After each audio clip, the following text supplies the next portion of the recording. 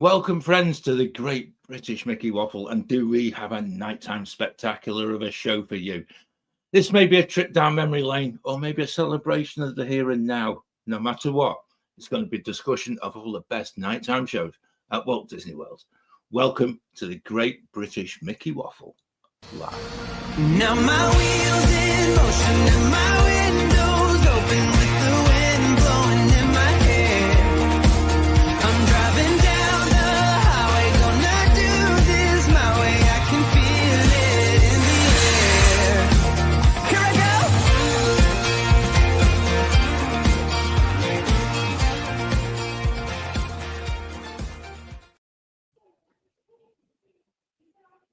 There we go, and it's Wednesday again. And before I introduce the regulars that you see on the right-hand side of your screen, I am going to welcome our very special guest for this evening, who's Emily. And if you're actually on your toes a little bit, you might recognise her as our guest from the mid-month podcast, which came out only yesterday. So a massive welcome back. It's good to have you on the show, Emily. Thank you. I'm very excited to be here. Yeah, it's good, and it's a completely different thing, because I know when we record the podcast, your Disney experiences are so vast. We sort of thought, oh, you'd make rather a splendid guest. So, Thank you. on the back of actually planning a wedding at Disney Springs, which deserves a listen to the podcast all of its very own. Because to this day, I still can't believe you managed to pull that off in itself. So, yeah. But welcome back, and it's lovely to have you on the show. And I know you've done a bit of homework for this, because you got I think your long list is probably as long as the list that Claire and I have actually managed to put together as well, and then some more. And speaking of which, we've got Claire as well with us. Hello. Happy Wednesday to you. That's it. Goodness, Wednesday is nearly done. It's been a long day. Yeah. I'm really happy to be here, and I love some of the nighttime spectaculars we're going to talk about. Not all, but some. Ooh, controversial. Absolutely. And we've got Simon. Thank you, Simon, for joining us. You're welcome, John. Good to be here again. Yeah, no, you're getting a habit. This is grand. I like it when you're on the show. People will start asking them why I've got so much free time on my hands. Yeah, that's true. That's true. I think as well, and I think this is really important, is actually, I know we keep saying to a lot of people that, being part of the show actually is a really vital part of this. And I know when we actually get into the general chat of this, I know that the chat on live on YouTube is just going to sort of ignite with loads of people's ideas and stuff like that. So if you wish, chuck them in the chat. And actually, I just think that it's your show as well. So I think that's a really good way of starting, isn't it? And before we go on and talk about nighttime spectaculars, I think there's been a bit of Disney news this week, so I'm going to do my best Ron Burgundy moment and say, what's in the news, Claire?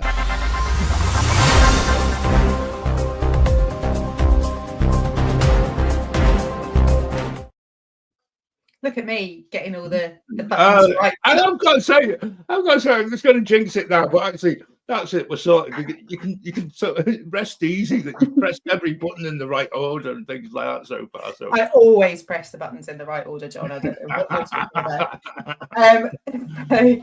It did feel very Ron Burgundy. That it felt very. It did, didn't it? Yeah. I was just imagining Paul Rudd there, just about to shout "Panda Watch." Or... Oh my God. There's been loads of news in the last couple of days, and I think one of the things that piqued my interest, I think it was at the weekend, was that the announcement of the Grand Floridian lobby refurb, not Robbie refurb, lobby refurb. Yeah.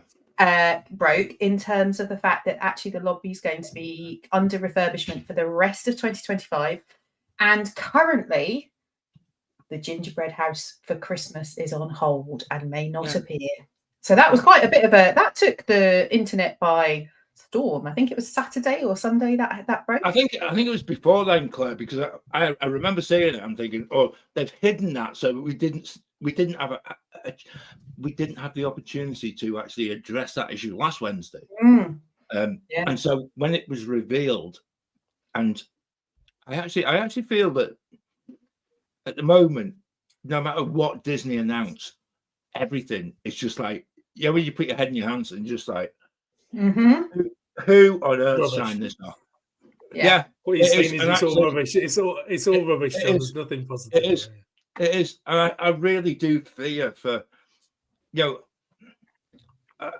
I took part in a debate on Twitter because I'm that way inclined, but I actually feel that loads of people were correct. It's like it wasn't so much the fact that the gingerbread house isn't going to be there.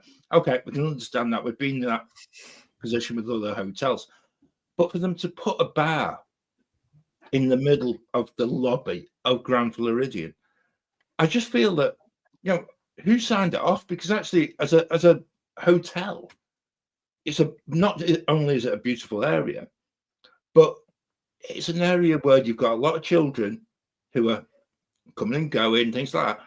Why do they need to be, watching people sat at the bar drinking? There's loads of places that you can go and do it. You can go to the Enchanted Rose up the stairs, which is again a beautiful bar in itself. But why Unless it's as good as the Enchanted Rose, what is the point in even putting the bar there? Yeah, I don't get it. Makes no sense. And actually, the lobby as it stands now, in terms of the space and the view you get of that lobby, if you're standing upstairs, you arrive on the monorail, you walk into the lobby, and you just get you get the smell, you get the view. That's going to be, for me, that will be ruined by having like a bar in the middle and all those drunk people sitting on stools. Yeah. Where is Carol going to play the piano? Yep. Where are they going to put the piano for her? And that's the important bit for me. Is that concept art showed the piano slap bang in the middle of that space. I know, but you're not going to be able to hear her because there's going to be people clinking glasses and cheering their mates and playing They're video going to games. get up. Oh, sorry, Sorry, I was going to say they're going to get up in the morning and find glasses left on top of the piano, and that is just not the Grand Floridian in the slightest.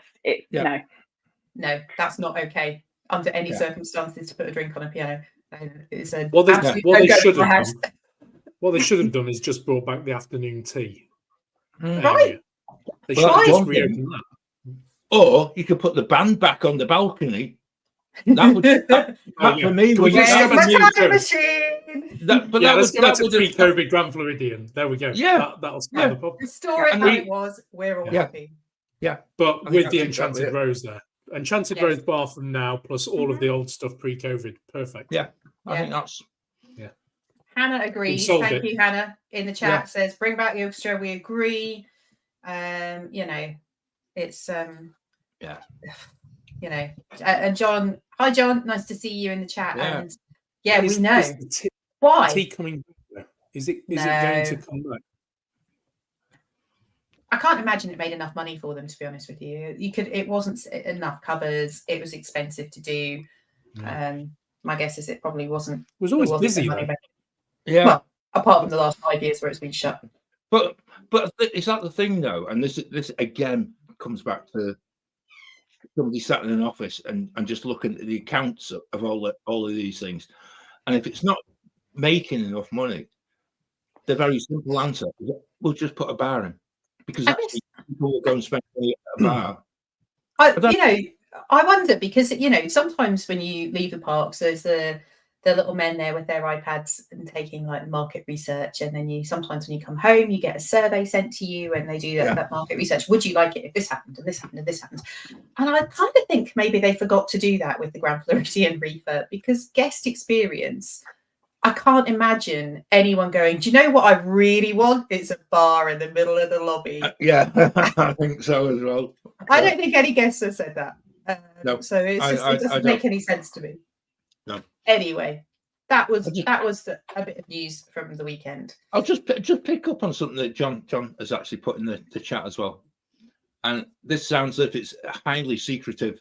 So It's just a little aside that a tea is coming back to a deluxe Walt Disney World hotel. There we go. Maybe Who it's knows? the sweet knows? iced tea coming to Fort William. Next bit of news that came up this week was that the UK free dining offer has been announced, which goes live. You can to book from the 29th of April, so Yeah. a couple of weeks' time, and they're offering the same deal. The free dining offer plus UK 14-day tickets for the price of 7, which is a fairly standard offer at the moment. Plus, if you are booking a flight, hotel, and ticket inclusive package, you get a $300 gift card. If it is just hotel and tickets, you get a $200 gift card. Okay. So it's there. It's available for most of 2026, including all school holidays. So if you are thinking of booking for next year, Just wait a couple of weeks. Wait a couple of weeks, yeah. Oh, And- better still, do your maths I now. was going to say, you beat me to it. Start pricing it up and do your maths and check out whether it's actually cheaper or not. And price up doing your maths with all the free dining and also how much you might spend on food if you stayed in a hotel or off-site, actually. It still may not be the cheapest option. Yeah, and I think in the past what we have found, and again, John South did quite a lot of work with us on this. I think was it last year when they announced that free dining was back. Actually, it wasn't free. They just put the hotel prices up. But that was for American guests. This is different. This is looking for UK guests to be booking early. Yeah, it maybe tells us a tale that maybe we've been wittering on a little bit about this year. But certainly a lot of the things I'm reading at the moment is that a lot of people are reluctant to book for whatever reason. I have no idea what the reason might be apart from Epic. But a lot of the media portrayal in this country at the moment is not very favourable towards going to the States, because of the guy in charge. I mean, I think, John, the other thing is that cost of living has gone up for everyone, and actually, cost of a Disney holiday now to go to Walt Disney World, it really is a lot. I've seen a lot of people on forums saying, how can you afford £11,000 and £12,000 for a 2-week holiday for a family of 4? And it does cost that. So I think that there is some reticence for people to book a year in ahead because actually you don't know what interest rates are going to be, you don't know what the exchange rate's going to be. It's going to look quite different. But also, dining's not free. It's never free. No. But if you want to pay up front, like a little all-inclusive number that you might do somewhere else, which is basically what you're paying for, is to pay for your dining in advance, then it might be a budgeting option for you. So there are, we've done shows on this. I'm sure we'll cover it in a future podcast in terms of next year's offer. It's the same as the one for this year. Go back a year and listen to what we said, but it's the same. There's also been a lot of people that have been saving up, waiting for this to happen as well. So that's going to change numbers along the way because people are just ready and waiting for it to come along. They are. So, and I've had a number of emails from various companies. Virgin, I think, were in my email inbox within about 5 minutes of it being announced, saying, book with us, get it ready to book for the 29th. I was like, that's all right, thanks. More news this week.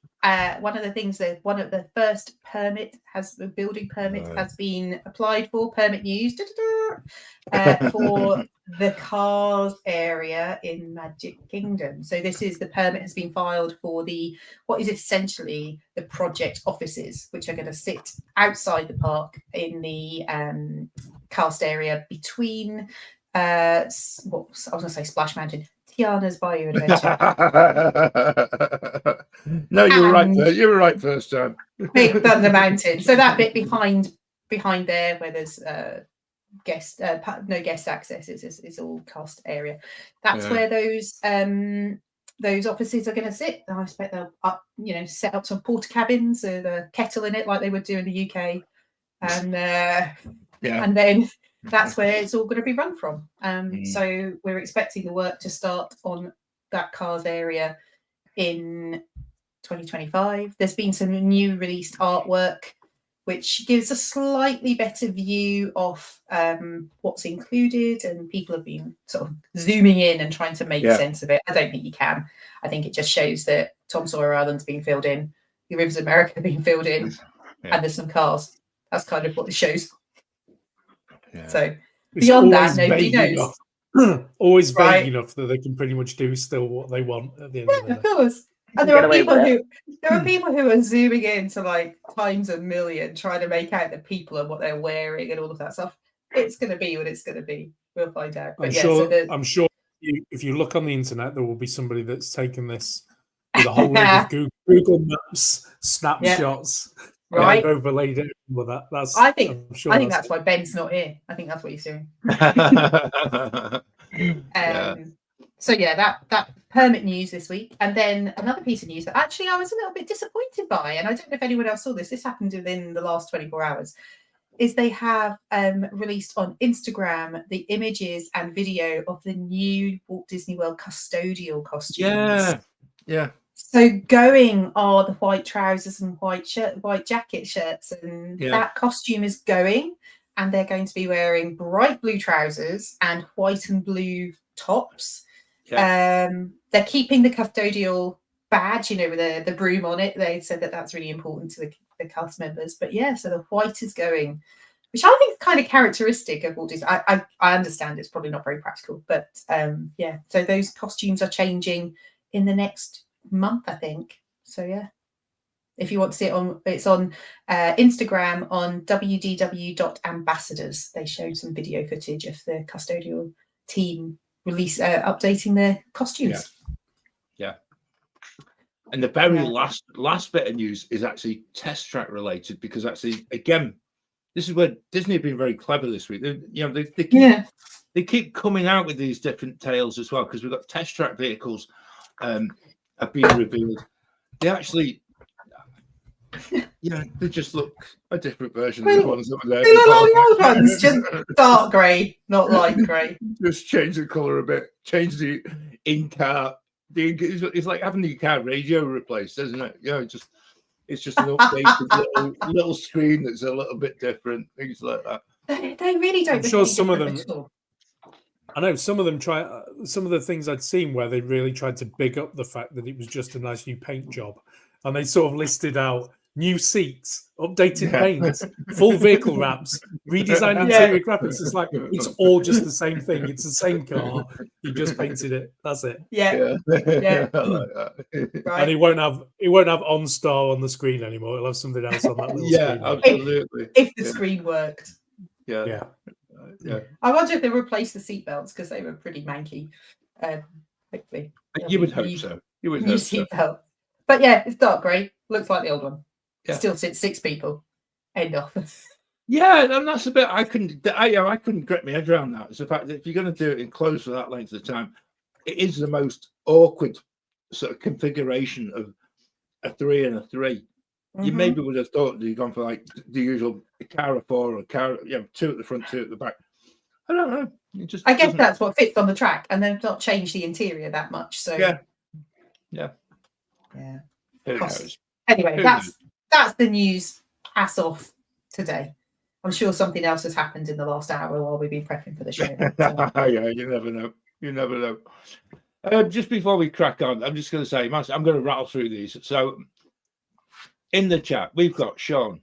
Welcome, Sean, and it's lovely. It's lovely to have you here. It's also Heather in California. We've got somebody called Ben Ackhurst is in the chat as well, and sort of heckling. Statler and Waldorf time from the side. So that's it. We've got Hannah. Welcome, Hannah. We've got Neil. Good to see you. That's nice to see you, Neil. And he's still trying to recover from his new knee being put in. So he's not getting out of the house. So he's lumbered. Captive audience. Yeah, that's exactly it, isn't it? And obviously we've got John Self as well. We've mentioned already. We've actually got so many people who watch this live. It's so nice that you do. We know that loads of you catch up on when you can. And also a big welcome to those who listen to the podcast, which drops on a Friday morning. It's it's good to know that that podcast is actually getting a little bit of love as well. And we sometimes don't do the podcast version very well on a Wednesday because we do show photographs. So we do appreciate your patience, etc. But we're going to crack on, and we are going to talk nighttime spectaculars. And I, just between the four of us, rather than talking about each one, if I was to ask you if you were to choose only one that you could go and watch right now, what would it be? I've got Simon first. Nighttime spectacular for me. Yeah. I would bring back Wishes if it was me. Okay. That was my first real fireworks thing of Disney World. So I would bring back those days of Wishes. Yeah. Spectro Magic. And the nighttime parade might be nice as well, mightn't it? Like, you know, but yeah, we'll come to that. We'll have a good. I'm sure somebody else will mention the nighttime parade. We definitely will. Yeah. Claire, what about you? Oh, IllumiNations Reflections there. Boom. Okay. Done. Easy. Yeah. Excellent. Emily, what about you? I'd say Wishes as well. Cool. It's been longer since I've seen Wishes than Illumination. Yeah. So that's why. I'm thinking like the old Illuminations, the proper, the proper one. Yeah. I think it's quite a crucial one, isn't it? Actually, looking at how that tailed off towards the end because basically the technology just stopped working. Broke. Yeah, it broke, but yeah, and it has to have We Go On afterwards as well, obviously. Oh yeah. I know they still play that at Epcot at the end, still to this day, which is like go home singing it. Yeah, and that again is one of those moments that no matter how much people try at the moment, the musical connection between these parades, these fireworks, they really do resonate so much, even though we can't see them anymore. And I think that's something I think we probably will touch upon. What about you, John? You know fine well. Everyone knows. Anybody who's watching or listening to this knows I'm going to go about Spectro Magic, and that's just like understandable. And again, I'll go with that. I'm going to stick with that, and we'll go from there. So I'm trying to think, what is the best way of going about this? Shall we go park by park? Park by park. Let's go a little bit logically. Let's be controversial. Let's start with Animal Kingdom. Yay! I thought that's where you were going. Nobody gives Animal Kingdom enough credit for what they tried to do. And I know at one point when the park opened really late, they had Rivers of Light, which again was not very well received. It wasn't very good. But the whole Tree of Life Awakens projection show is such an underrated part of that park. And I actually feel that in itself, I feel deserves so much credit for how Disney actually managed to turn what previously was perceived as a daytime only park. And then by putting those projections onto the tree, I just feel as if it really just, it's beautiful to just watch, and not enough people do. People just, oh look, we've got animals on the tree, and they don't see it. I've not seen it. Oh my word, Claire, it's beautiful. Oh, it's beautiful. Yeah. Well, I'll tell you what. In 2 weeks, I'll watch it. Yeah. Oh, please do, because it won't be dark though, because it shuts. And that's shuts at 6. And that's the issue they've got at the moment. And I just feel that it was such a beautiful thing to see.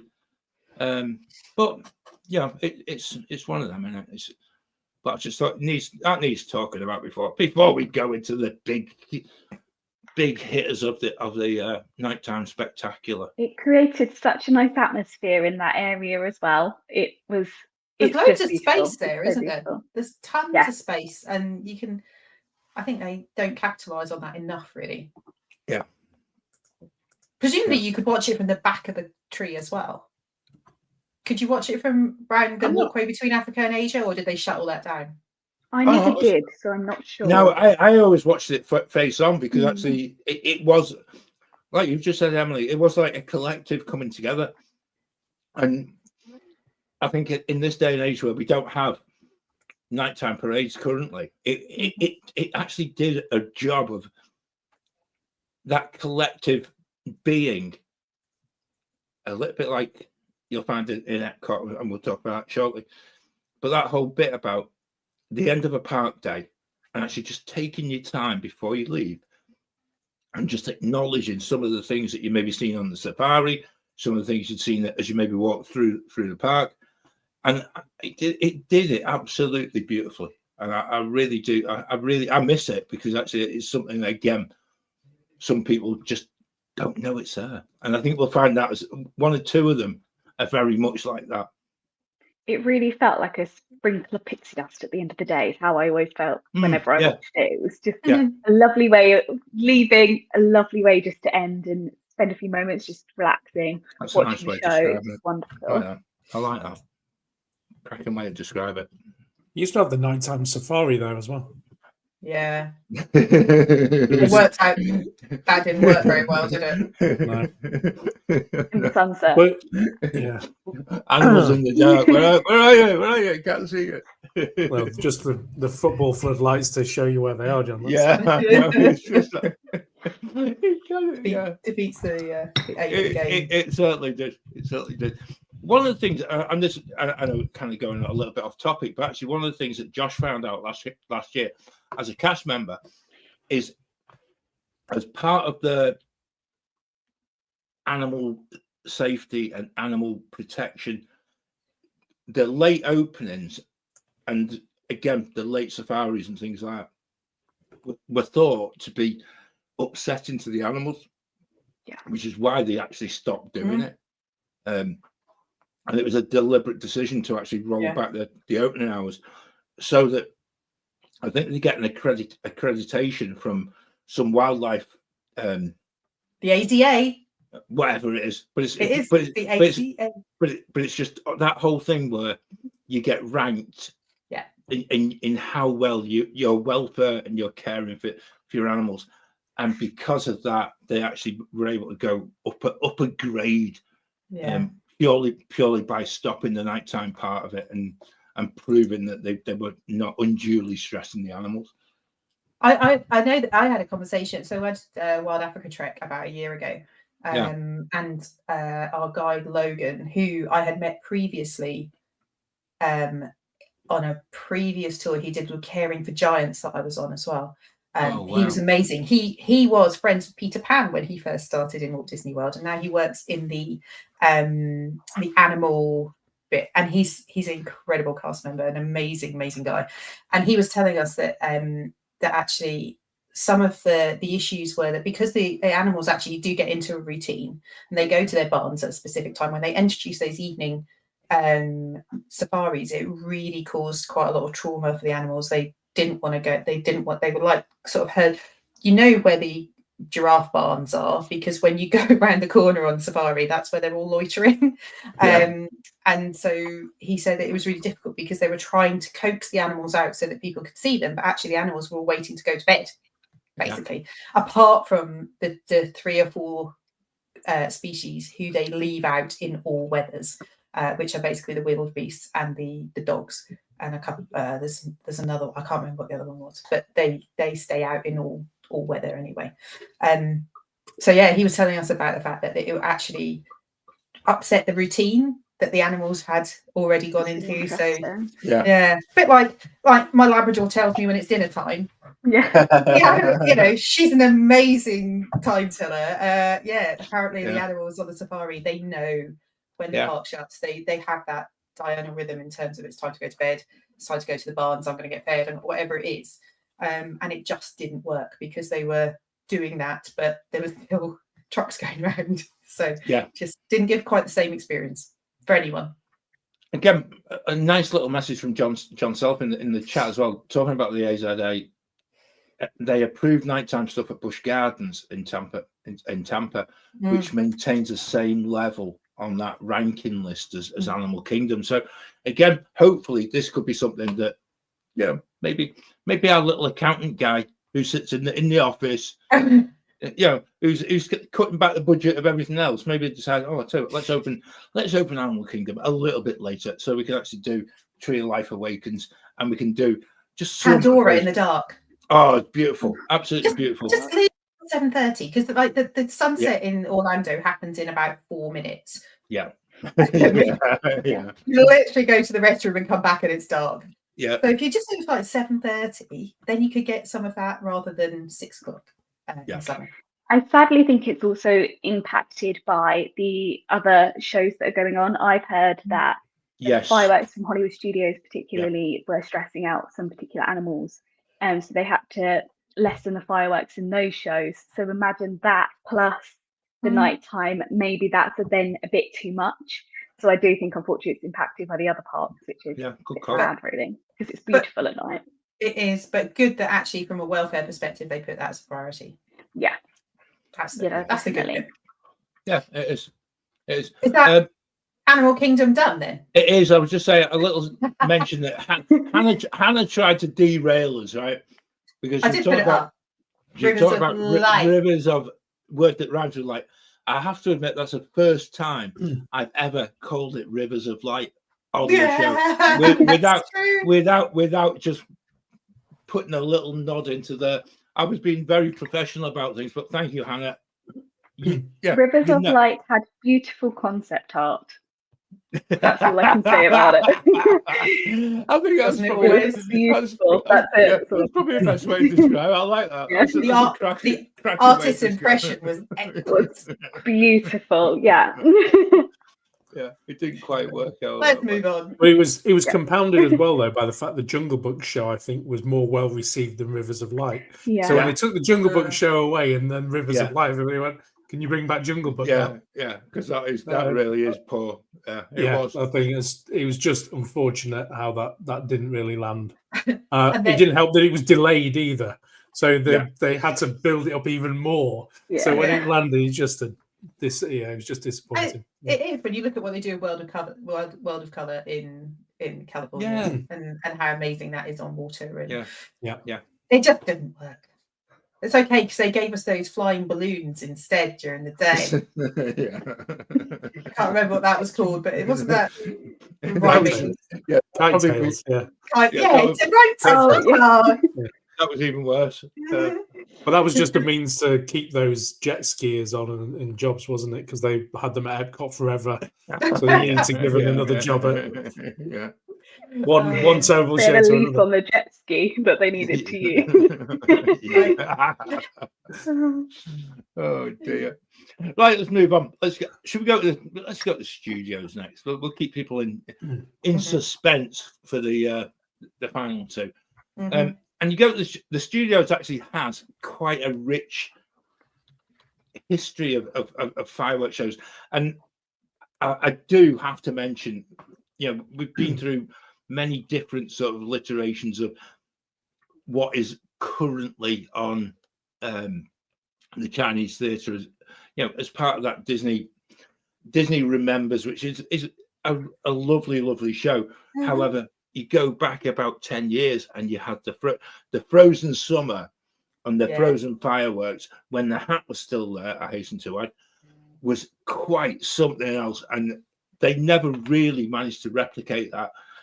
The original summer was just to behold. And I know everything changed because actually you couldn't get anywhere behind the Chinese theatre because the amount of firework launches that went off from lights, camera, action, etc. Because it was a difficult place to actually be.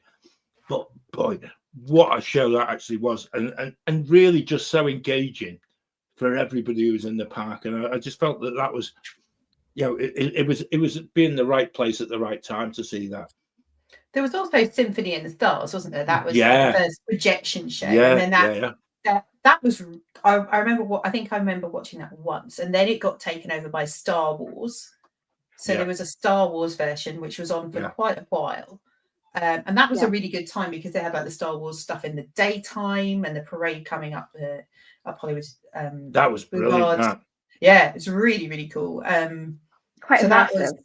it really was, and it was quite confronting actually, standing there watching a bunch of stormtroopers walking. So that would have been pre-Galaxy's Edge. That would have been when Episode 7 was released, I guess, probably. We're going back to that point in time. Maybe somewhere just before that. It's about 2015, I think, wasn't it? it? Yeah. That would be about that time. Yeah. And then, obviously, there is, if you're talking projection shows at Christmas, we got Jingle Bell, Jingle Bam. I don't know how that didn't make it on my list. That is such a wonderful show. It gives me all the feels. I know people take the mick out of it, but it gives me all the feels. Every time I watch it, I feel so Christmassy. Cool. It's just got a stupid name. Yeah. Yeah. But now I think they still have that at Jollywood Nights, or a version of it at Jollywood Nights. It certainly was in 2023 at Jollywood Nights. So best Christmas thing to go to, Jollywood Nights. Yeah. What last year was probably better than the year before, but yes, yeah, that had some special things. But that's a whole other thing. We're not talking about a whole evening of additional VIP experiences. Yeah, we'll keep that for another time. Yeah. I think we definitely need to mention, and I think we'll do this one first because purely on the fact that it was sadly taken from us. But the whole bit about Christmas, the Christmas Osborne Christmas lights, and what that actually provided was just the soundtrack for everybody's Christmas. When you came back home and you wanted to recreate that whole feeling of being in Hollywood studios, and the Osborne lights was certainly one of the first things we saw with the kids when they were very, very young. I think Joe was in a buggy, and there's just like Josh just pogoing to some of the music, and it's just like, when you look back on it and you just think, what a moment of where your kids are just taken just to a different level by the lights, and about just the whole atmosphere within that Streets of America with just something else. And again, sadly, no longer one of those things. I remember when they announced it. I remember the carnage on their social media when they announced that was going as well. That was just one of those moments where you always felt that it was going to be there forever. And actually, I think the realization of what has been rebuilt within Hollywood studios over the past few years is it'll never ever come back in that shape or size ever again. Emily, I know it's one of your favorites as well. It is. It was the first time I ever heard Feliz Navidad, the song. So every time I hear that song, I now think of the Osborne Lights.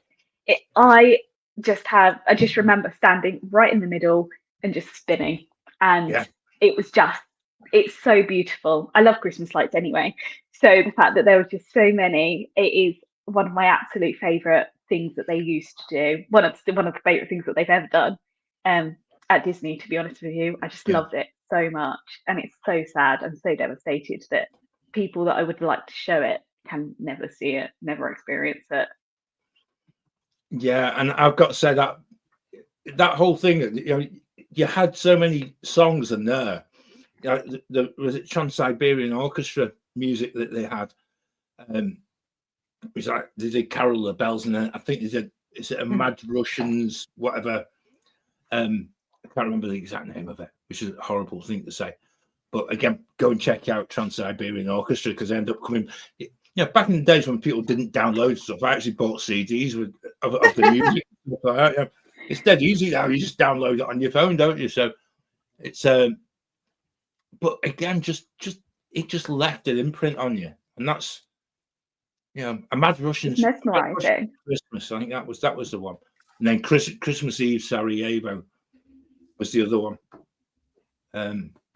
But the space lends itself well to swallowing crowds. Yeah, to see it on such a big scale. Yeah, and I don't I don't think there's anywhere that exists now that is that kind of space that you could hold it either. Yeah. Everywhere's gone a bit more intimate, narrower spaces that are. Yeah. There's nothing quite Everywhere like the else old a bit backlog was. heavy now, isn't it? You couldn't. Yeah, I agree. I don't think you could replicate it, which is even more of a shame. Yeah. I don't know. I'm just going to put the picture up again, which yet again doesn't do well for the podcast listeners. But if you're watching this is just, I think Neil put in the chat, it's just bringing back so many amazing memories in a picture, because actually it just was, you had to be there and you had to experience it, and if you never actually saw that whole show, you've really missed out. And it's one of them spine tingling. You couldn't do it on a small scale. You need somewhere that big to make it feel like it's completely enveloping you in lights and music. Yeah. And unless they dedicated what is now probably an IP themed part of a park, which that wasn't. It was like any normal street, right? So it was just easy for that to become a place for hosting the Osborne Lights. But that is one sadly missed thing. Yeah. And every year, I think you always get those things of, oh, maybe they'll put Osborne Lights here, or maybe they'll put it here. You get those little rumors of people trying to suggest moving it somewhere else. But I just don't think it'd be the same again. But yeah, a couple of little nice interjections from the chat as well. Neil said he saw one of the very last shows and the lights were switched on by the Osborne granddaughter, which is a lovely thing to say. But John Self actually said he actually grew up seeing the show at the actual family house in Arkansas, which again, just how that actually grew. And I still feel, and I know I'll have this rant about how badly people treat certain parades, etc. But they could have kept some of this, and they could have either stored it with a view that they can do something with it. And oh dear, Hannah's got us on another one. I'm not going to bite on that one at the minute, Hannah. But using those lights, they could have been repurposed somewhere. Be it Disney. They sold them. They sold the light bulbs. Yeah, that is just like me little accountant. I keep coming back to me little accountant sat in his office or her office. And just like doing the calculation, let's sell the light bulbs. We'll make more money. We need to make money to build a new bar. That's what they're thinking. Got to the point we have to sell the light bulbs. Yeah. Didn't they do the same with the hat though? When they broke that up into pieces, they just sold the pieces of that on a limited edition. Yeah, I think. People are buying. Yeah, no, scandalous. And we also, because this is something I actually feel, Claire, this has become, I think, something that has evolved over like nearly 6 years of us doing this show, where I think when we started, if anyone asked about nighttime shows, this would never be in anyone's top 1 or 2. And yet, I haven't seen it. Last summer, this was the one that everybody had to go and see, Phantasmic. And you got wet last year going to see this with Zach Brown, which I thought was it was 2 years ago where Zach took me. It was at Christmas. Yeah. It was my December solo trip. So I'd been in the summer, not made it, and then it was December, and I went to see it for the first time. And Zach took me, and for those who don't know the story, he made me sit in the second row. I found a lovely seat, like halfway back, and then he disappeared. I'm just going to go and get a drink. I'll be back in a minute. And then I saw him standing at the front, madly waving at me, going, "Come down here, come down here." And I was like, "I'm okay here." He says, "No, this is a great seat." And I'd never watched a video of it. I'd never seen any spoilers. All I knew was that John said it was the best nighttime show ever. So I was like, "Okay, I trust Zach. Who wouldn't?" Yeah. Sat in the second row. Yeah. I was wearing a white t-shirt and then got Simon's laughing. Yeah, I got absolutely soaked and I was freezing because it was early December, and that, it wasn't a cold day, but in the evening when the sun goes down and then you get sprayed by water constantly for 20 minutes. Yes, I had some choice words for Zuck, but I do love Fantasmic, and I do go and see it every single time I am in Orlando, at least once, if not twice or 3 times. And there is nothing better than that music, you know, the whole crowd roar of the beginning of the Fantasmic soundtrack, and everyone's excitement, and everyone's waving their arms and they're doing all the dancing, and it's just like, you know. I'm just going to say, Robin, I'm just going to say, it wasn't Jason, it was Zach. It was and Zach, I know that might sound surprising, but it was actually Zach who was a little bit cheeky that evening. Brilliant. Mm-hmm. Yes. Yeah. He did drive me back to my hotel afterwards, so I know that sounds awful. That does not sound nice. I bet he did. I bet he did. That's horrendous. Zach, I'm so sorry.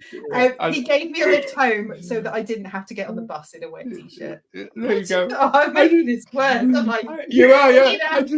I just think Heather's just absolutely nailed the comments in the chat. Yeah.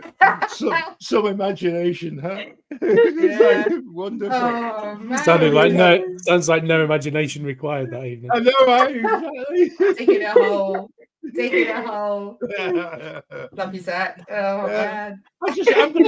I'm gonna make us a little bit more respectable, because actually, I actually admire my eldest son, because ever since the first time we took the kids to Walt Disney World, this has always been his standout must do. And you know, at times when you've got young kids, it's a bit of a pain in the backside when you sat there and you can see the weather coming in and you're thinking it's going to get cancelled, and lo and behold, you get 5 minutes before the show and it's like, oh, due to inclement weather, and you're like, oh. But Josh has always stuck with it, and one of the biggest delights that he found last year was the fact that they actually started doing t-shirts and proper merchandise for the renewed show. And as it came back last year, after it had been refurbed, it had been sort of rejigged a little bit to make it a little bit better, but also I think to make it safer for cast members who were actually involved in the show. And I think that became really apparent. But just the most incredible night, and you really can't get any better than Fantasmic. And I think that for me has been the biggest surprise, that it's gone from being one of the things that a lot of people would miss, and with the lack of parades and the change of fireworks in other parks as well, I think it's become a much more appreciated show, because it still has that original, not just the animation part of it, but it's got the original heart of a proper nighttime show. And it hasn't changed, it hasn't sold its soul and changed its soundtrack. It still remains true to that original one. And if you've got very young children, it still has that little bit of a dark edge to it, where the kids are a little bit fearful of what's going to happen. And I like that, because I think one of the very first times we had Joe, he was really young, and he was like, oh no, what's going to? And she said, don't worry, Mickey always wins. Mickey will always win. And that whole bit still, as we sit now, when they're both 21 and 80. I was going to call them something unpleasant. Thankfully, I didn't. Yeah, adults. Yeah. But as they're older, they still have that appreciation of what an amazing show it is, and some of the trickery and some of the visual tricks that are involved with Mickey. And not just when you get the Steamboat Willie Mickey that appears on the steamboat magically. Amazing. And no matter how many times I videoed it last year, and I'm thinking, I'm in a cracking spot, right? I'm going to just do frame by frame by frame by frame. It still is impossible to see how they do it. It's still impossible to see how Mickey disappears from the top of the mountain and then appears on the stage instantaneously. It is truly Disney magic, and it's beautiful to see. It makes you go wow, and it's almost becoming a bit more of a rarity for that. You still get those moments, but it really it's incredible. It's again so immersive. It's got elements for everybody to enjoy, which I absolutely love about it, and it's still got that heart that it had from the beginning. And I really think it had a bit. I think it had a bit of a longer break than some of the other shows from COVID and onwards. It made the heart grow fonder, I think, for quite a lot of people, which made it even more popular when it came back. I agree with that. I think that Fantasmic was one of those that people were looking forward to it coming back, and the longer it dragged out, the more people were. When are they going to bring Fantasmic back? So I think everybody loved it even more when it did return.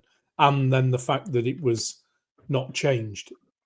We've seen loads of change in other nighttime shows, but Fantasmic's one that, there's been small changes along the way and little scenes they've added and changed. But I think the end music sequence to that is quite an uplifting piece of music, a bit like you get now with Happily Ever After. And I think why that return, we'll come on to that. But I think the end sequence of Fantasmic is that uplifting, positive ending. And an adrenaline rush as well. But it makes the hairs on the back of your neck stand up. As you're saying it, but you also want to do that same thing with your hands, and just like the whole thing that Mickey's at the top of the mountain is just like it just blows you away. I'm like even talking about it now, Simon. It is making the hairs on the back of my neck stand up because you can't not have a massive smile when the big paddle steamer comes round. And it's filled with characters. You can't do anything but smile at seeing that. So I think it's just got that such a great feel to the show. It'll make the person that just sits there and thinks Disney's whatever go, whoa, all the characters, and I love that so much. It was the one thing that when I took work colleagues to Disney for a day, most of them were like, I just want to see Star Wars. And I said, there's more to it than Star Wars. I said, you need to stay. We're going to stay till the very end, and we're going to watch Fantasmic. And they were all blown away by how good Fantasmic was, and that kind of capped the day off for them. Was being in Star Wars and Batuu and seeing Galaxy's Edge, but seeing that at the end of the day just kind of summed up how much they all kind of changed their opinion of what had been in a Disney theme parks about as well. So they all absolutely love Fantasmic. They were all like, "Wow, this is brilliant." Can I just ask a question for anybody who's watching or listening to this? Because I have to admit, it wasn't something I've been aware of previously. But last summer, I think Josh said he went to see it over a dozen times over the period of his time out there. But he said, just wait until you get about a minute or 2 minutes before the end, and generally it must be people who see it regularly. They will stand up and they will start walking out. And it's like, how on earth? Why would you want to leave something like that early? One, it's rude, but two, you're missing the whole detail of it, and you're missing the whole energy of the ending. And just for the sake of being on the tram back to the car park a couple of minutes earlier, I don't think so. So they'll be the same people who leave a concert before the encore. I just get to the car park. They're the same people. I think Hollywood Studios is one of the easiest parks for mass crowds to get out of, especially out Fantasmic. I don't think you gain much by leaving early, because when they open the back gate and you flood out in a big group, and it's not like you are queuing to get out. Everybody's moving at the same speed. It's constantly moving. I don't think you really gain anything other than you really miss a lot by not seeing the ending of the show. I suppose if you're someone who's got to collect an ECV or a stroller, that might be, that couple of minutes ahead of the crowd might help you. But the payoff of that is that you miss the end of the show. But if you've seen it 50 times, you might not mind. We had on the last time we watched it, we were the side where the boat comes out first, and as soon as the boat appeared, people stood up, but then they weren't leaving. And they were just blocking everybody's view. Oh no! And I was gutted. So then everyone else is standing up to try and see what's going on, and that part of it was absolute chaos. Then the cast members are shouting everybody to sit down nicely, Good. but shouting sit down, Good. and it just wasn't a nice ending, which is such a shame. So if anyone's listening, please just sit till the end. Thank you. 100%. Right, I'm gonna move us on to my work. Yeah, I knew time would come and bite us on this one. So shall we? I actually think we need a little bit of a rock paper scissors kind of moment here. Which park are we going to next? Go on then, rock paper scissors. I think. Okay, go on then. 1, 2, 3. Oh, I did it first. Hello. Right. Okay, Simon, you're out again. Rock, paper, scissors. Go. Oh. Someone else count. Why don't you just tell us where you want to go? 3. Oh, I can't. No. Yeah. Go on. Right, I'm going to win. I'm going to take us to Magic Kingdom next. And that's where I would have chosen anyway. That was where I was hoping we were going. Even better. Sorry, that was so rubbish at playing rock paper scissors. No, you're all right. That's fine. I only, for one only reason is actually I wanted to finish with Epcot. So there we go. Magic Kingdom. I'm going to go first, and I'm going to just regale everybody with the actual magnificence of Spectro Magic. I've kept this in for nearly an hour of the show. This was the most incredible show to watch, to listen to the music. Even now, it's the ringtone on my phone. It wakes me up in the morning. I actually can't believe, as somebody of the age I am, when you look back as an adult and you look at how big an imprint on your life just a nighttime parade has made, it is quite unbelievable. And actually, I know for the duration that we've always talked about, for coming up 6 years, believe it or not, it is. Just how much love still remains for Spectro Magic, and as a unique to Magic Kingdom and a unique to Walt Disney World in Florida as a parade, it will never ever be forgotten, because purely out of the fact that they really messed up badly and just let it rot when they did what they did in actually getting back. I think it was August 2010, and we ended up getting the was it Summer Night-tastic, which was absolutely super, a brilliant thing. And don't get me wrong, because actually what the actual theme for that summer was superb, but they managed to get the Main Street Electrical Parade back. They basically put Spectro out in the yard and just left it, and it just like, it's Florida. If you don't cover it up, it's gonna I think it ended up getting eaten alive by the local wildlife in some ways. But it's just a little bit of love and a little bit of care. And we could have had years worth of Spectro Magic being sort of dipped in and out with the Main Street Electrical Parade.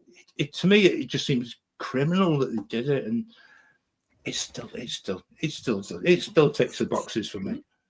I just think Disney are so good at archiving. We've seen their archives; they show them on videos all the time. Why did they leave this one? I feel the same. It breaks my heart. I'm very angry about it. I absolutely adored Spectro Magic, and it is just absolutely heartbreaking, because even if they decided never to show it ever again, it's still a piece of Disney history for a very long time that they just left. And whoever made that decision is probably deciding to put bars in the middle of the Grand Floridian. So.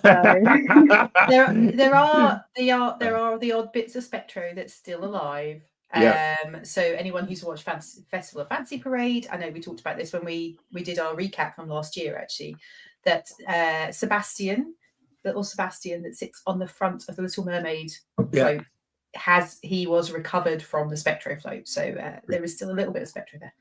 And it's probably pertinent to say, when we went to Disney 100, I know we've said this before, Claire, but I know when we saw the the figurine of Jiminy Cricket, and I remember turning around and you were just stood there looking in his face at it, and I was like, yeah, I know what that is. And I just thought, do you know, it's just one of them moments where you kind of looked at me having a moment, and then you came across and said, I know exactly what you're thinking. I said, yeah, because it actually is just, you know, I didn't know that it actually managed to keep the Jiminy Cricket figure. And that, again, I found that quite reassuring, because actually just knowing that little bits of it still exist. And as long as bits of it still exist, people will continue to talk about what an amazing parade it was. Yeah. And Grayson does a cracking rendition of it. If you're in Magic Kingdom and you're at the Casey's Corner and Grayson's playing, if you ask him to play Spectro, he will play an amazing version of it. So top tip. Right. There are a lot. We don't even need to talk about Main Street Electrical Parade, do we? Because that just seems to be the. What else can we do? Well, let's just wheel this old thing out again. Just churn through. You love the music. Music drives me around the bend. I mean, it's better than nothing. So I will say that. Like taking away an evening parade and then leaving it with nothing is probably worse. But but I mean, everyone liked the snails that spun around, and Pete's Dragon was and the Blue Fairy. They're amazing floats, but it was no Spectro. No, but it's also I would also say that same summer that it went away, I had the most incredible experience of watching the Main Street Electrical Parade. And again, I think I've spoken about this on a podcast a while back, where we stood next to this guy, and it was quite annoying to begin with. But then his carer had a word with us. His carer came from Birmingham, and he was looking after this adult who had severe autism.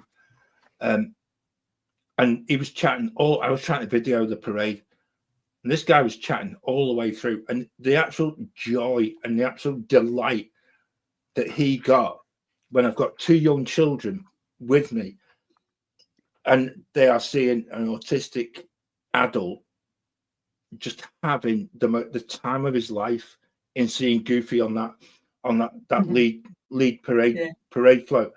And we came away, and again, this is what a nighttime parade does. It brings people together within a park. You're beside people you possibly would never even talk to, even if you're in a queue line or whatever. And suddenly, that shared Disney love leads to conversations. It leads to just a shared understanding. No matter who you are, you've got that same love of the characters, music. It remains really, really special night for me, because actually, from going from being somebody who ruined my video recording, and you remember it well, though. Now, but I remember it for just the deep joy that this guy had. And again, we're going back over 10 years. I don't think you would have people with that same rationale now. That we seem to have that self-entitlement as not just us as a nation, but it seems to have happened quite quickly after COVID, where everyone, you pay your money for a holiday, the thought of somebody talking over your video or somebody ruining that, there wasn't even a thought about it. And actually, for all his carer was apologizing, what he did was he brought my kids into his world, and as a family we still talk about that night, and it remains a really, really special occasion. And irrespective of not particularly liking the Main Street Electrical Parade, I will always remember it for that guy. Always. It was beautiful. It really was. It was a really, really special night. If you're into Disney history and stuff, for anyone watching as well, there is so many good YouTube videos, podcasts, etc., that go really deep dive into the Main Street Electrical Parade. It's got a lot of history to it, and if that's the kind of thing you like listening to, it's so worth a listen, because there is so much detail that would go unmissed if just by watching it. Yeah, I think as well. I think for me, one of the key things about it, and I think this is where you come from, Simon, is that if the music was actually any good, and it didn't, the music just jars on me, and I think that's probably the biggest thing. Mine is that I can't stop humming the damn thing for I know, hours and hours afterwards. Yeah. I think that's exactly it, isn't it? You know. Yeah. It's. You know, I feel the same, but I also don't have the heart to take it out of my playlist either. So it still sits around. See, I find it dead easy. I just put Spectro Magic on again, and it's just like that whole intro of Spectro. Just sort of every time it just deadens anything else. So I'm just like, there we go, back in me happy place. So where should we go next? Because actually, Magic Kingdom has so many different literations of not just parades, of which we have a new one coming this summer. Hopefully they don't make a mess of that, but we'll wait and see. I actually hope if it's there in August, I will actually do a live review. I think it deserves that. John, I think we should get out of the way. Happily Ever After. Yeah. Go on, I'll leave you to that, Claire, because actually I know when we watched this last year, and for those who haven't heard me say this before, yeah, I don't get it. Yeah, I feel nothing with Happily Ever After. Yeah, I just don't feel the feels. People love it. People go mad for it. And if Ben and Becca were here, they would talk about how much they love it. Yeah. I don't get it. Yeah. And it doesn't matter how many times I've seen it and where I've seen it. Still don't. I was glad when it came back. I didn't feel much for Enchantment. I Happily Ever After. I was there. I watched the transition over from Wishes one night to. In fact, I was working in Melbourne, and I drove back to see Wishes. Working. Well, I drove back to see Wishes, and then went back to Melbourne. And then I drove back the next night to come and see the first night of I'm getting some Happily hate Ever in the After. comments. So, oh wow! Yeah. You definitely will do, because for me that is a Goosebumps, a bit like Phantasmic. Really? Yeah, especially the final sequence part of Happily Ever After. That always is now hair on the back of the neck standing up moment. Goosebumps. It just I don't necessarily like that too much. Like Wishes was a bit more pure. It didn't have so much projection, and that's what I liked about Wishes. It was a lot about the music and the fireworks. Yeah. Whereas there is a bit more of the projection show here, but the ending to Happily Ever After still gets me. That is a. I like the music. I've listened to, you get the music playing on Deep Park Radio. It happens all the time, and everyone knows the song. I like music; it's really nice. But I don't get the emotion from it at all. And I guess we're all different, aren't we? I think that the first time I saw it, obviously, was from the Top of the World Lounge, and so you don't get the feel. I watched it in the park. Didn't really feel very much. I've watched it from the Grand Floridian Harbour with John and his family. Yeah. It just doesn't do it for me. I will happily go to Magic Kingdom and avoid watching it. Sorry. Wow. I am in such two minds about it. So I watched Happily Ever After for the first time when it was my program. It had only been on for about a month. So that was my program show, and I will treasure that forever. I really did like the one in the middle, Enchantment. Yeah, I really did like it. I really loved the music for it. Mm-hmm. But then when I got married last year, we got the firework cruise. I was very grateful to have Happily Ever After as the show that was on. And again, another extra special. Now I've got two treasured memories to go along with the same show. Yeah. But am I ready for something else? Yeah. So I'm in such two minds about it. I do really love it. I have such special memories of it. Would I like a Wishes too? Yeah. That's how I feel about it. I think you're right. I know that Morgan and Josh love Happily Ever After because that was their program show last year, and they saw it so many times. But I know that if Morgan was in the chat or he was here, he would say that Luminous was more important to him than Happily Ever After. But that may have been because he was working in Epcot. He heard it every night. So everyone has a different favourite, don't they? That's what this conversation is all about. And I agree with you. I think Enchantment grossly underrated. I loved it. And I think it got a bad rap, really. I think it was. I think it suffered from people underappreciated, pissed off about the fact it wasn't Happily Ever After. I think is basically what happened. But they're showing that in a couple of weeks when I'm there as one of the late night, like the after hours events.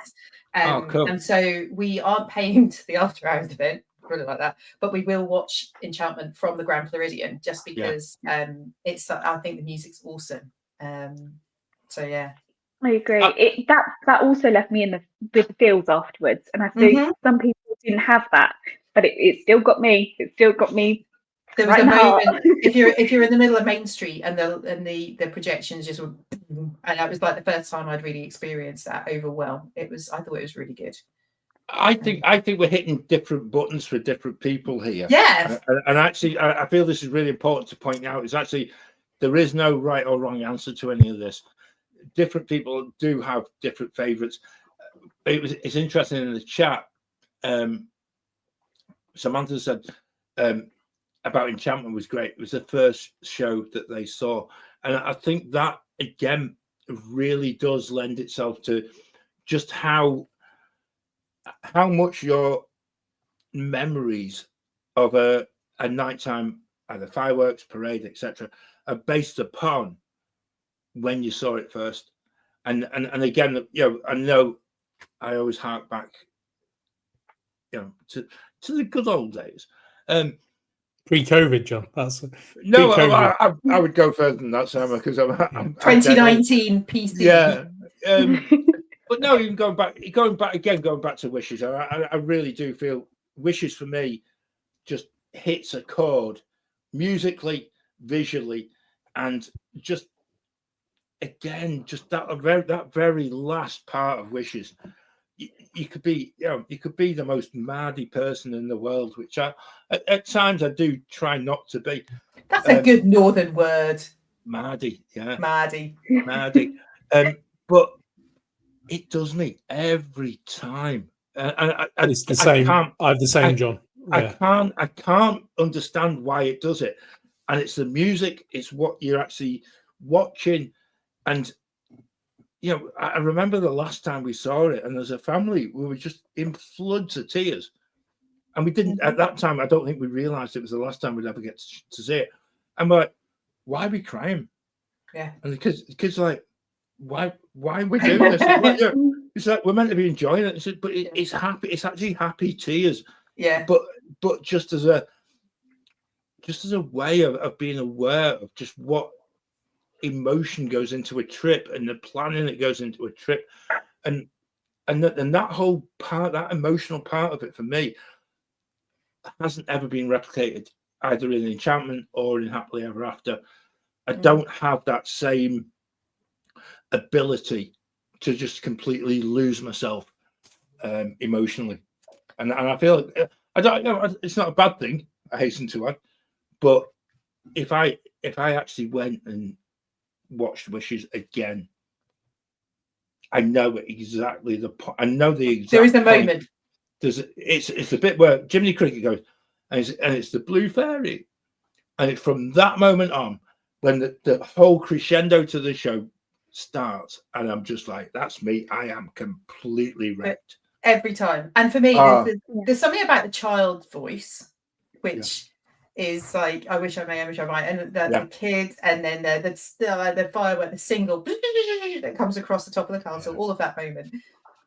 But I feel like when I watch it, even on screen, if it's a good recording of it, I can feel myself watching it. And for me, I know that I am feeling overly emotional. I get like this heat rising up, and I can feel myself starting to go, and I'm just like, why am I crying at this? Why am I crying at this? And it's too late. You know, that overwhelm of, I don't know whether it's the combination of audio, visual, memory, the whole thing. And Wishes, there was just something that they got right. Yeah. They just got every one of those little things. Yeah. Perfectly right. Robin, I hope this is a nice story. Robin has asked in the chat, do you know the story about that child's voice? I really hope this is a story that isn't going to upset me and you're not going to Depends say if you want to hear that story. I don't know if I want to. I don't know if I want to hear that story because I have this horrible feeling that I'm not going to like it and I'm going to be sad afterwards. So maybe tell me off camera. Yeah. And shall we move us on to Epcot? I think that's probably. Is there anything else? Electric water pageant. I love Wishes. I'll just throw that out there as well. I like every, for me, Magic Kingdom is and always will be my favorite Disney park. Walt Disney World. Yeah. Yeah, because it's the history of that park. I'm going to throw you out of the chat. Right. No, but that was my first real. From Simon. Yeah. That embodies everything about. Like, there's so much Imagineering aspects gone into Magic Kingdom, and there isn't a single fireworks show that I go and watch there I think, oh, that's rubbish. Yeah, I could any season, any time of year, I could go and I'd be great. It's Holiday Wishes, fantastic. It's Hallow Wishes, great. It's Halloween time, and they always have the Fantasy in the Sky at New Year. What, like, amazing. That's the one I've just got it up on screen now, because actually that in itself is just something that takes it to a completely different level. And the dream lights, Wishes. But I'll come back to Wishes all the time because that was my first Disney fireworks show, and it was the same Spectro as my first nighttime parade show.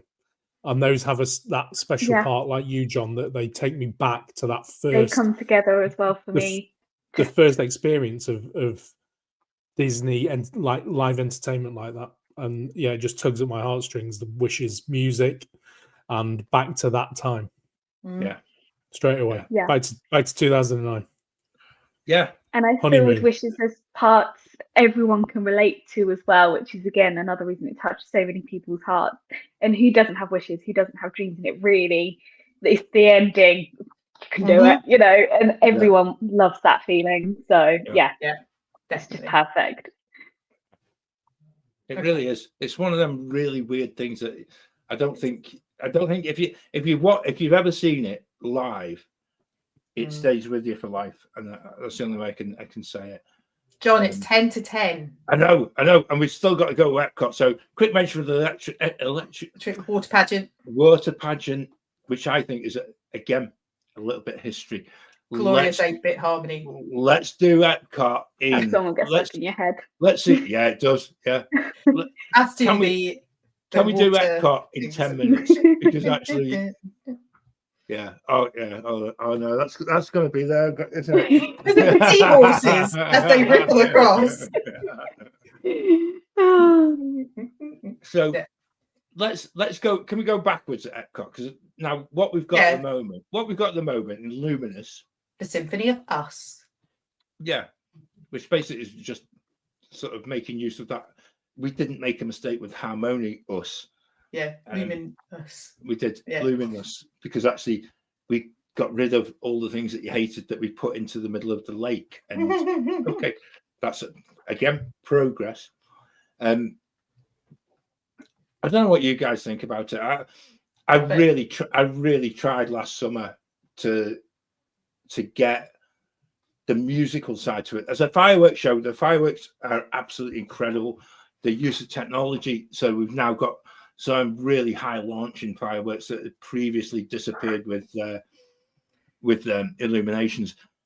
The fireworks themselves, I have no sort of qualms about at all. I just don't have the musical bit that I did have with IllumiNations. It's not a patch on IllumiNations, but I think the music, particularly the original song at the beginning and at the end, are amazing. They're so atmospheric, and there is something really special about them. I think that they work with the fireworks incredibly well. That climax at the end is beautiful, and I think that for me, Luminous is probably the nearest they've got to IllumiNations. Yeah. In comparison to the things that have been in between. It's not, you know, if we're talking IllumiNations is 10 out of 10, Luminous is probably a 6, and the others are much lower than that. So, Wow. you know, that for me is it's getting there, but it's not the same. You know, it is a vast improvement on Harmonious. Yeah. And even the only thing I'd say, about Harmonious is when they said they were getting rid of it, I started to go, oh, I'm starting to like this. What? It was only right at the end that I started to like it. Didn't like the bit in the middle. Obviously, no one wants that there. But when they said that it was going, I was a little bit, oh, I'm just starting to warm up to you. So I think the Harmonious show itself, if you were to take Harmonious and put it somewhere else, then or make it removable and back in the middle. If it sunk down and came back up at night and then disappeared again, gorgeous. I probably would have loved it, because actually, as a technology, you know, the technology was good. Apart from the fact you could only really watch it from 2 angles, that was a bit frustrating. But the show, the concept of the show, when they did that extra thing on Disney Plus where they had the story at the extra story bit behind it where they talked about it, and that was really good. And why they didn't include that, I don't know. But I think the Harmonious show itself and the concept was really, really good. I think the execution, they were so far away from what people in Epcot wanted. No one wanted the Stargate, no one wanted the barges. That ruined every sight line across World Showcase Lagoon, and for me that outweighed how well they had executed the show by miles. I do wonder, was it a budget thing that they made it the way that it was? Could they? I know. I think they thought they were doing it. Do you think? Oh, I don't know. I really don't know. Again, a bit like the bar in the Grand Floridian. I think no one asked. I think no one asked the guests, "Do you want a great big thing stuck in the middle of them?" Yeah. I think that's spot on. I think that's spot on. And I actually feel that, in a way, Emily, I think you're right. There is the fact that they did maybe bottle it because of guest reaction, and actually it was at a time where everyone was just getting used to the whole fact that, well, we're going to just have to put up with. We're going to have to put up with this no matter what. I think that's where I was at. I'm going to have to put up with this. There, I might as well enjoy the show whilst I'm at it. Yeah. The bit for me about Harmonious was because you could only watch it from certain places, and the what I call the Scud missile launchers. So the cannons that they had stuck in around World Showcase, that if you were stood I remember watching it from Japan, or between Japan and America, and we were stood right by one of those. There was a reason there was nobody stood there, and I'm not very tall, so it means that if I can't see very well, it's just a bit frustrating. And I was stood there, and this thing, you could feel the expulsion of these fireworks, and I couldn't hear anything other than every 20 seconds, and it was I completely ruined the whole thing for me, as well as the sightlines. And I think had they thought about it and done something different with the barges, it would have been far more successful. And true Epcot lovers were just frustrated. For me, I was irritated by the fact that that was there all the time. I didn't like it, so it didn't matter how good the show was. I would have. I think people felt the same about that it was there, and also it was so vastly different from the show that was there before. Yeah, I think again it got a lot of hate off from the off because people wanted the old show or something similar. Yeah, and people don't like change when it comes to Disney. They don't. Yeah, especially in Epcot. Yeah. What about for Epcot Forever? Because that had an amazing soundtrack and slightly poor execution. I love the music. I thought the music was brilliant, and the kind of different iterations of the music, where they made them more orchestral or slowed them down or just changed them so that they weren't the original on ride but a new interpretation. I thought that was great. Yeah. But there was just it seemed to be more about the music and nothing else. There was not a lot. There weren't many. Just listen to the music. Weren't many fireworks. Yeah. Right? Amazing. Not a lot of fireworks. And when No. it came back after they ditched Harmonious, it was even less. They'd lost the jet That's skis the on only the time I water. saw it as well. Yeah. I didn't see Yeah, it there was before big- Harmonious. Big gaps where it was like, is there supposed to be something else happening there? Because they're just playing music. Yeah. But anything with But- Tomorrow's Child and if you know, all the The Horizon original, music. the Universe of Energy music. Yeah, It was, yeah. Feel it. What was it? Here we go. It just ticked every box for everyone who Veggie, been veggie, an fruit, echo- fruit in it. Absolutely, yeah. I think that annoyed a lot of people, actually, the veggie fruit. Well, the show annoyed a lot of people, but Yeah. it was iconic. Yeah. And in a way, that kind of quite nicely brings us to Illuminations. And I actually do feel that even people in the chat, I think Hannah mentioned it as well, you actually can't better a nighttime showcase thing ever, because not only could you watch it right the way around World Showcase Lagoon, it was from that bit where you stand for a bit before it started, and then all that Audio. anticipation, the anticipation, and then that whole bit just before it begins, and the blowing out of the lights around World Showcase Lagoon. I actually felt, for me, that was one of the highlights of the whole thing, because actually when the lights went out and and then you get the initial fireworks going, you're just thinking, oh my word, I'm being taken to a different place altogether. Do you know what it was for me? It was the really clever use of silence.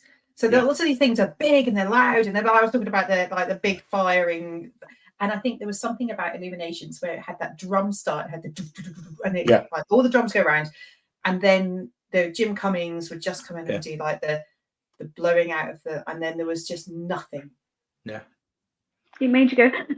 Yeah, it didn't. You caught your breath because you were like, and then those big fireworks, and it was just so beautiful, and it felt like a really long pause, and it was like all of 2 seconds, if that. I think probably, but it was that moment. It just built the anticipation, and it was incredible. But even theatrically, the whole show was based around things like that as well.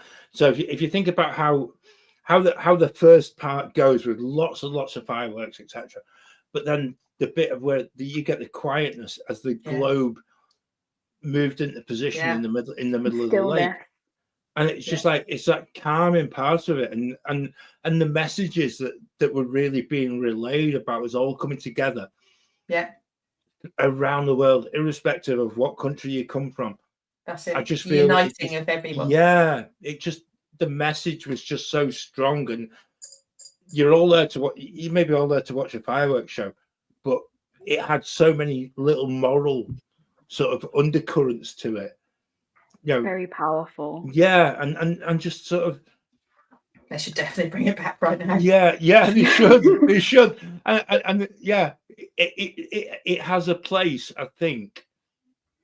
And now, irrespective of probably every other one that we've mentioned, I just feel that musically and visually, when it was in its first incarnation, it just had that ability to go to a totally different level. Now, I would probably say I would everyone says, oh, you got to have a winner from things like that. You can't have just one evening bit of entertainment that you say is better than anything else. But this pushes that to a little bit of an extreme. It just wasn't. It was amazing. And having done the cultural representative program at the Rose and Crown, Illuminations Reflections of Earth version. Oh my word! I saw it how many times out, and I always made a point of, I'm going to watch this. I know I saw it yesterday, but I'm going to watch it again, and it will forever. It made me cry the first time I watched it. It made me cry the second time. It made me cry the 50th time. I was in front of guests. So I just turned around. It was one of those things that I knew that would stick with me forever, and it does. I listened to the soundtrack yesterday just because, and it will always put me back in such a special place. And for me, obviously, I've got that connection with it, but it was just so powerful and so wonderful, especially at a time when I wasn't with my family and things like that, because I was in a different country for a year, you know, and it was something that was there every night for me. So it's extra for me. It's got that extra special touch for it. Yeah, I just think it's beautiful, and yes, it's retired, and we've all got those memories. It was broken at the end, unfortunately, so it was time. Yeah, but you still get, I'd say earlier, you still get to listen to We Go On as you walk out the park now, and that was always the follow up as you were walking through the parks. Yeah. Can I also just point out as well, and this isn't widely sort of shared within modern Epcot as well, but on the run up to the current fireworks, there is a light show at the front of the park from darkness onwards, where if you actually look in towards the park. Now, I wasn't aware of this, and a friend of the show, Jason Knapp, took us in a way so he could say his goodbyes on the way out of the park. But we'd no real recollection of this actually being advertised or being in your face. But go and check it out. It happens about every 10 minutes. It lasts for about 5 minutes. But actually making use of the Spaceship Earth golf ball, so to speak, is the modern bit where you actually, the music is beautiful. I think at the moment that the version is a Pocahontas version. Yeah, they change it seasonally. Yeah, and it is absolutely incredible. But they don't make it a fuss about it. It's well worth just coming to the front of the park before you make plans for fireworks and just seeing that, because again, like we spoke earlier in the show, when you talk about Tree of Life Awakens, it's a similar thing. But some of the soundtracks they have, certainly when we saw last year, it was old Epcot classic music. And I know the version you mean. It's really good. Yeah, and it's just like when you're watching something, you're like, I am so thankful someone Beacons of light, beacons of magic. Yeah. Yes, Really that's it. You brought back a memory. So it was for the 50th that they put the lights on. They said it was going to be, that was the one that was going to be permanent and it was going to stick around. And they've just brought out more iterations and versions of it since.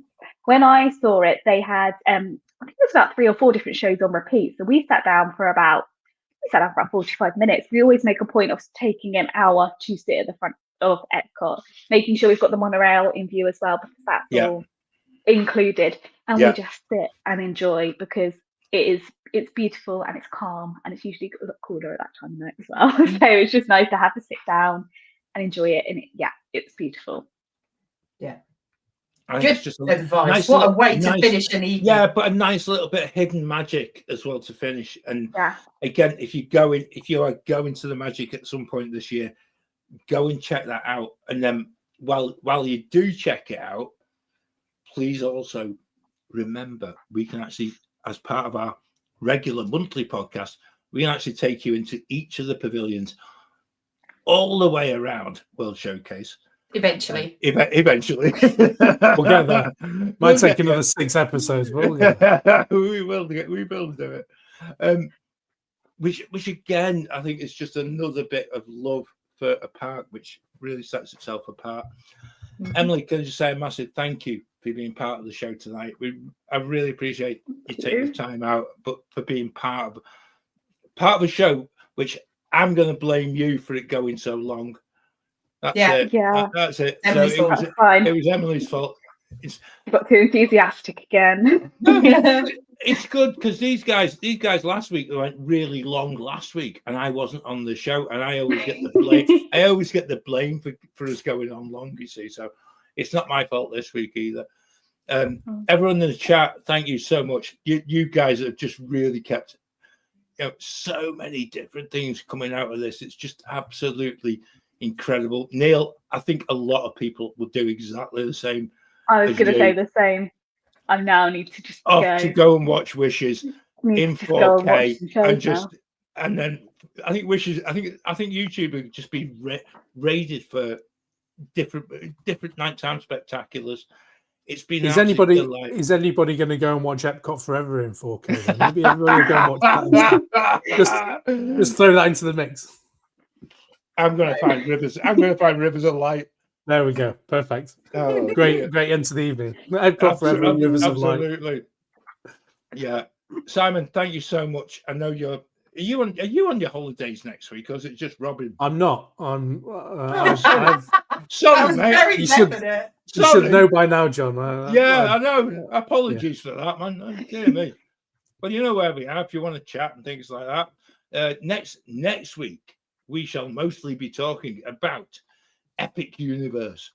And actually, this is a really clever thing, because actually Claire's doing this with her daughter, and it's things that you need to watch and need to actually. It's a bit of pre-planning for Epic, and so we're hoping. What's the revision schedule for Epic Universe?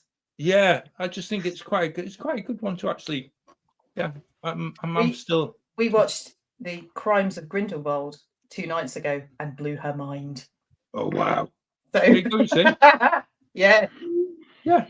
And that's So lots and lots of little handy hints and tips for Epic for next week, and actually, I'm getting more and more information about Epic. It is really, it's going to cost me some money in the summer. I just keep week on week. I feel my arm being twisted.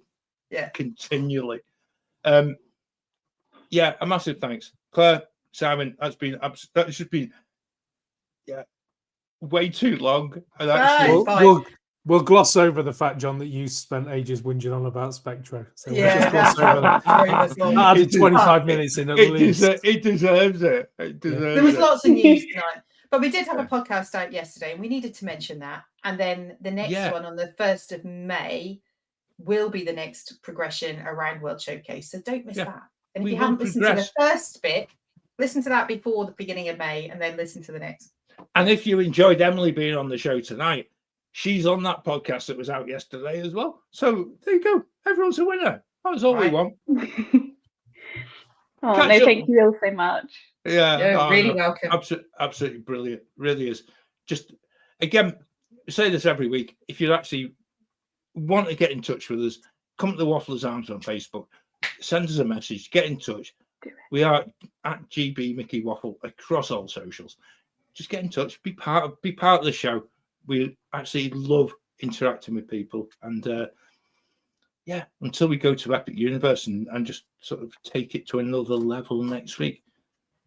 We'll see you soon. We'll see you real soon. See you real soon. Bye. Oh. Yeah, end stream, Claire. That's it. That's it. Button pressing time. There we go. I'm too busy. You've done so well at the start. Oh, I was too busy being excited. I don't know what to press. End stream. That's it.